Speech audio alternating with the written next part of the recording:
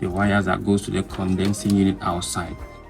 Normally this unit need to send 24 volt through these two wires to the condensing unit outside for it to activate the contactor, okay, and then power on the condensing unit outside. So we will need the common wire to go here. Any of these wires, right, will go to the common terminal here. We'll go to the common terminal. Let's put this here. Screw it in. And one of it also will go to the Y, which is the cooling, okay? So it's gonna go here.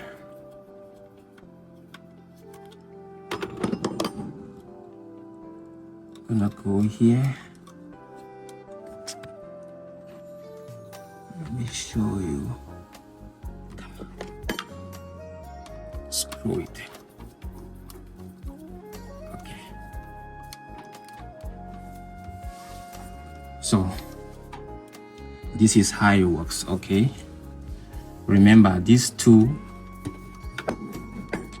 wires, these are the communication wires for the condensing unit. It just sends the 24 volt from this board to the condensing unit outside. When it sends there, the contactor will be energized and it will be able to pull the contact and send 240 volt directly to the condensing unit to power on. So this is what will activate the contactor.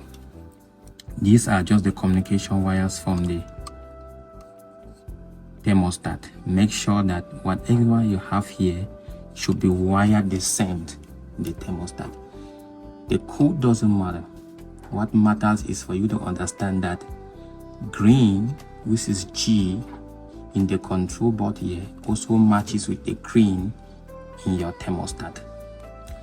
Arrow, which is the 24 volt, also goes to arrow in your thermostat.